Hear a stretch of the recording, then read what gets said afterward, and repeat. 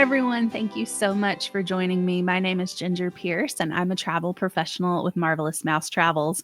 I've been helping my clients plan vacations free of charge for the past 7 years. I specialize in theme park vacations as well as cruises and all-inclusive resorts. Welcome to episode 2 of my brand new podcast, Cup of Travel. I envision this as your cozy corner of the internet where you can grab your favorite beverage and we can sit down together to talk about what's going on in the world of travel. And I'm so excited about today's episode in particular because we're going to be talking about the brand new theme park in the Orlando area, and that is Universal's Epic Universe. I am really blessed in that I've actually gotten to visit this new park twice already. I was invited down in April to represent our agency at a preview, and then I took my family back down the last week in May. My husband and I both turned 40 this year, and so that was kind of our big present to each other, was to plan a trip down there with our kids. And so since I've been twice and it's fresh on my mind, in today's episode, I'm just going to share with you my unfiltered thoughts about Epic Universe. Obviously, there are things about it that I love, that I think Universal absolutely knocked it out of the park. But there are, of course, some things that I think are experiencing growing pains, or maybe some things that I would like to see them develop further in the future. I'm going to share all of that with you so that if you have been thinking about maybe planning a trip to this theme park, hopefully my insights will be helpful in helping you determine whether or not this theme park is a good fit for you and your family. So we're going to kind of go through each of the lands. I'll give you just a general tour of how the park is laid out first. So as you can see from this map, you have in the center Celestial Park. That is where you first enter. You can see that down on the bottom left if you're watching the video version of this podcast. If you're not, just try to envision in your mind that the entry point for Epic Universe is Celestial Park. And Celestial Park is themed after the cosmos, as you might imagine, based on the name. And so this isn't just a part that you pass through, though. There are attractions in Celestial Park. They have the Constellation Carousel. They also have probably the biggest coaster in the park, which is Stardust Racers. It's actually a dual coaster. And so there are two carts on two different tracks that are kind of going side by side and crossing over each other and things like that. There's also great places to eat in Celestial Park. There's entertainment in Celestial Park. And of course, there's shopping in Celestial Park. So that is the centerpiece of the park. And from Celestial Park, there are portals to 4 different lands. And those lands are Super Nintendo World, How to Train Your Dragon Isle of Berk, the Wizarding World of Harry Potter, and Dark Universe. So I'm going to take you through each of the lands. I'm going to tell you the things I loved about them, the things that I would like to maybe see developed further in the future. And I'm also going to show you kind of a video tour if you're watching the video version of this podcast so that you can kind of walk through it and experience it with me. So I'm going to start where I started my park day both times that I've been, and that is in Super Nintendo World. So the reason that I started in Super Nintendo World is because this is where early park entry is typically located. And so the first thing I wanted to do was to get into Super Nintendo World and to experience the attractions there. If you grew up playing Nintendo, this is like the most nostalgic place in the whole park, in my opinion. My husband, who again, like I mentioned, is 40, as we're going through the portal, you kind of hear the choo choo choo as though you're being digitized and entering the Nintendo world. And my husband was like giddy because obviously he grew up playing Nintendo. So he absolutely loved this land. But even if you don't have the nostalgia factor, just walking into this land, there is so much kinetic energy. Like stuff is moving everywhere. It's so bright and colorful. It is just absolutely a place that appeals to all ages. So whether you are someone who has that nostalgic love for all things Nintendo, or whether you are someone who has little kids who are just interested in things that light up and move around and stuff like that, everybody is going to love Super Nintendo World for different reasons. So there are 3 attractions that are located in this area. There is Mario Kart, Bowser's Challenge. And Mario Kart Bowser's Challenge does accept Express Pass. Both times that I visited, I had the Express Pass and think it is 1000% worth it. I know it's expensive, but I do think it enables you to get through the park without worrying about lines being long, especially here in these opening weeks. But Mario Kart Bowser's Challenge is exactly what it sounds like. It's essentially a live action version of Mario Kart. It's interactive, so you're playing the game as you're riding the ride. They also have Yoshi's Adventure, which is kind of like a slow, dark ride, although it does go outside too. That one is really great if you have super young kids. It's not the most exciting ride in the world, but it's fun, especially if you love Yoshi. And then Donkey Kong Minecart Madness is the third attraction. And this is a family coaster. This one was a ton of fun. Now, this one does not take the Express Pass. And so this was where I headed for my early park admission. So this was a really great ride. And if you love Donkey Kong, this part of the park is just themed so incredibly well. So I really do love the theming of Super Nintendo World. I think that they did a fantastic job with that. Opportunities for growth, or maybe things that I didn't love as much. There are some issues with these rides because again, we are kind of in the early stages of this park being open. And so, both times that I've been, at least one of these rides in this land was down for at least part of the day. Obviously, that's something we kind of hope to see be less and less of an issue the longer the park is open. Also, the food situation here, Toadstool Cafe is the main dining location. And although the theming is fantastic, I mean, it's totally worth walking in and taking a look around, the food was really nothing to write home about. So I don't think that this is necessarily the place that I would go to eat, but it's definitely a place to go and take some incredible pictures and ride some really fun rides and just meet some great characters. You also can meet Mario and Luigi and Princess Peach and Donkey Kong in this area. So if your kids love meeting characters, or if you do, you have some great opportunities to do that in Super Nintendo World. So now we are going to move over to the second land that I visited each time I went, and that is Isle of Berk. So Isle of Berk is obviously themed after the How to Train Your Dragon franchise. And so you get a lot of kind of Viking elements and things like that. I love the theming of this land. I think that this was the one that kind of surprised me the most in terms of how much I loved and appreciated this theming. Because honestly, like, I like these movies, I've seen these movies, but I'm not overly loyal to this franchise, so I didn't really have the nostalgic love for it. But I think that they did a fantastic job with this theming. Particularly, you can see that in this shot as you're kind of looking over the water at the mountain. They've built the enclosures for the dragons, and also I will say this part of the park, this land had my favorite ride in all of Epic Universe. So I love Hiccup's Wing Gliders. It is a family coaster, but it's a thrilling family coaster. So it's not something that you're going to get bored on if you're like a huge thrill ride person. My husband loves intense roller coasters, and this one I wouldn't say is intense, but my husband still loved it. So it's one of those rides that's just kind of fun for everybody if you like coasters. So highly recommend that one. They also have Fire Drill, which is a water ride, and then they have Dragon Racers Rally, which is kind of like a soaring, you feel like you're gliding. And then they also have a show in this land, the Untrainable Dragon, which is fantastic. And then probably the thing that my family enjoyed the most, other than Hiccup's Wing Gliders, in Isle of Berk was the opportunity to meet Toothless. So they have an incredibly lifelike animatronic of Toothless, and my daughter is obsessed with Toothless. She actually dressed like Toothless the day that we visited. She had a Toothless hat and a Toothless crossbody bag and a Toothless lanyard, and she dressed in black and white. So she absolutely loves Toothless. And she honestly felt like she was meeting the real Toothless, like an actual dragon. So that is a very, very cool experience. So those are the things that I love about this land.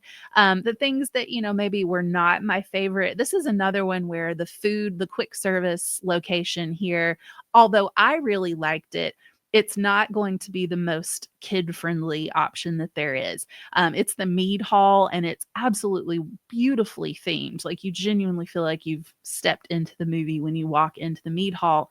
And I had a really great salad. It was called the Nordic Harvest salad. It was delicious, but they didn't have a ton of options for pickier eaters. And so I don't know that that's necessarily where I would go for lunch. But they do have these really cool mac and cheese cones that you can kind of walk up and grab. There's just not a ton of great places to sit down, or I guess great cool places in the air conditioning to sit down and enjoy those. So that's really my only critiques, I guess, about Isle of Burke. So let's move over to Dark Universe. Now, Dark Universe is themed after Universal Monsters. And again, I don't have a huge affinity for the Universal Monsters. So this wasn't an area that was necessarily nostalgic for me or something that, I had any sort of personal affinity towards. But I have to say that the way that they themed this land was so incredible. As you're walking through the portal, you hear the electricity crackling and it reminds you of Frankenstein, and they're saying, it's alive, it's alive. So if you are someone who does love those franchises or loves the horror genre, you're going to absolutely love this. As you walk in, you see a graveyard and some catacombs immediately off to your left. And the catacombs, you can actually hear voices and movement and clanging from those, which actually ties in with the main Monsters Unchained attraction. There's also a lot of character meet opportunities in Dark Universe. So they have Igor, who's roaming around. They have Frankenstein's bride. They have the Invisible Man. There's lots of opportunities for you to interact with these characters. My daughter, who's 9, does not love scary things. So I was a little bit nervous about how she would do going into this land, particularly if there were characters out and about. But she was so excited to go up and meet the Invisible Man. And she walked right up to him and she goes, "Why do you have bandages all over your face?" And he did such a great job interacting with her. So I think that those character actors really strike a good balance of being in character, but not pushing it too far to where kids who are maybe a little bit more sensitive to scary things are not going to want to go into this land. Both of my kids absolutely loved it. So I mentioned that the main attraction is Monsters Unchained, and that is located in Frankenstein Manor. This is so incredibly well done. As you walk through the village of Darkmoor and you just see all of the different shops and dining locations, and then Frankenstein Manor just kind of emerges up ahead of you, even at nighttime, especially at nighttime, I would say. This part of the park is just so cool. And Monsters Unchained was a ton of fun. I've ridden it twice now. Again, this would be one thing that maybe I would say it's not a critique. It's just be aware if you are someone like me who can struggle with motion sickness. I did have a little bit of a problem on Monsters Unchained because this ride is a lot like Harry Potter and the Forbidden Journey in that you're kind of in a ride vehicle that moves you all around and tips you back and forth and stuff like that. So I did have to close my eyes a couple of times. I did feel a little dizzy once I got off the ride, but I just sat down for like 2 minutes and then I was okay. I will say that Harry Potter and Forbidden Journey gave me way worse motion sickness than Monsters Unchained did. So if that's something that you are concerned about, hopefully that's helpful for you. And then the other attraction that they have in this area is the Curse of the Werewolf. And the Curse of the Werewolf is a coaster, and it is an omnidirectional coaster. So the cars rotate as you're going around the track. It goes backwards, it goes forwards, and you never know exactly how you're going to be facing because your cart will never move the same way 2 times in a row. So one piece of advice that I would give for Curse of the Werewolf, if you're riding in a party of 4, you want to try to distribute the weight. So you want to kind of make sure that the weight is even on both sides, because if it's weighted too much to one side, that thing's just going to spin. If you struggle with motion sickness, that might not be a recipe for success for you. So just know that. But I will say, I think the strength of Dark Universe is the food. My goodness, Burning Blade Tavern has this garlic steak. It's a piece of garlic bread, and you dip it in this Parmesan cheese butter. And it is so ridiculously good. They have so many great things to eat in Dark Universe. So this would absolutely be a place where, like, if you're a foodie, I would maybe take part of my park day, honestly, and just go over there and eat food because there's so many good things to try. And that leads us to our final land, and that is the Wizarding World of Harry Potter. Now, this is heavily themed, at least the front part of this land is heavily themed after the Fantastic Beasts movies, particularly the second one. So if you have not seen those movies, there are going to be some elements of the theming here that you're going to miss. And so I would encourage you to, watch at least the second Fantastic Beasts movie before you go to Epic Universe so that you can fully appreciate all of the elements of this theming. But the first part of this land is themed after Wizarding Paris. And I have to say that this is probably the most impressive themed land in Epic Universe, if not in Orlando. The facades here are huge. Like, it is so immersive. You genuinely feel like you have stepped into a city. For example, at one point, I was crossing from one sidewalk to the other, and I was walking across the fake street, and I found myself stopping to look both ways for cars before I crossed the street. Like, the theming is genuinely that immersive, and it's so beautiful. I mean, just like in Hogsmeade and Diagon Alley, in every window display, there are Easter eggs. There are also places to cast spells. So if you have the interactive wands, you can use them in this part of the park as well. We spent a ton of time doing that with our daughter because that's one of her favorite things to do at Universal. She looks forward to it every time we go. And so I loved that element of it. I also loved the food that I had in Wizarding Paris. Probably the best thing that I ate the whole day was located in the cafe. I'm not going to try to pronounce it because I'll butcher the French, but just as you walk in off to your left, there's a little cafe, and they had the butterbeer crepes. And oh my goodness, I don't even really like crepes all that much, but these were fantastic. And my husband doesn't really love butterbeer, and he still liked them. So they're not like so heavy on the butterbeer flavor that people won't enjoy them if they're not huge butterbeer fans. That said, you can still find your butterbeer here in Wizarding Paris. They do have a cart, and they also serve it in the cafes. There's also just so many things to shop for here. The wand shop in this area has so many more wands than I've ever seen offered in any of the other Universal parks. And so that truly was an experience, just to go in there and to see these wands and to see how they present them.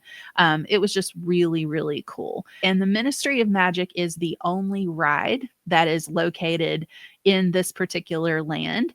And as you walk through the flue and you come out into the atrium of the ministry, you genuinely feel like you have walked into the Harry Potter movies. Like, I have never been in a ride queue that transported me to the extent that this one does. I think that this is hands down the best ride queue that I've ever walked through. And this is a common question that I get, they will at certain times of the day let you walk in and see the queue, even if you don't want to ride the ride. Because as of right now, and this would really be a critique for this land, there is only one ride attraction. Now, there's a show, there's the Circus Arcanus, which is really cool, and that's another really popular attraction. But in terms of rides, there's only one in this land, and it's probably the most popular ride in all of Epic Universe. And so, as you can imagine, the lines are super long. It doesn't take Express Pass, it doesn't have a virtual queue anymore. So, if you want to ride it, buckle in, be prepared to wait potentially hours for it. So all in all, I think that Epic Universe is a fantastic park. Universal really put their best foot forward here. It has all of the things you love about the existing Universal parks, and it just levels it up. I also would say that the food here is a step above what you typically find in a theme park. I would honestly put it on par with Epcot, if not a little bit better. It really is like a foodie's dream park. If that's what you go to theme parks for, you're going to find tons of great things to eat here. But I think if you were to ask my 13-year-old what's his favorite park ever, like anywhere, Disney, Universal, whatever, he's going to tell you it's Epic Universe. And it would honestly probably be in my top 3 as well. So it's something that I think if you're a theme park fan or if you're a huge fan of any of the franchises that are represented, it's definitely worth checking it out. As I mentioned at the beginning of the episode, my vacation planning services are completely free if you book your vacation through me. And booking through me is the exact same price as if you were to go on Universal's website and book it yourself. Also, if you book 2 or more day tickets with me, even if you're staying in an offsite hotel, I can get you early park admission completely free of charge. And that's something that Universal doesn't even offer to offsite guests on their own website. So if you'd like more information, go to this link right down here, and I would be happy to chat with you about a Universal vacation. Again, thank you so much for watching episode 2 of Cup of Travel. I hope that you learned some valuable information. I would love to take any questions that you have. You can always comment or you can send me an email at ginger@marvelousmousetravels.com. But I hope that you'll join me for our next episode. Grab your favorite beverage and let's enjoy our cup of travel together.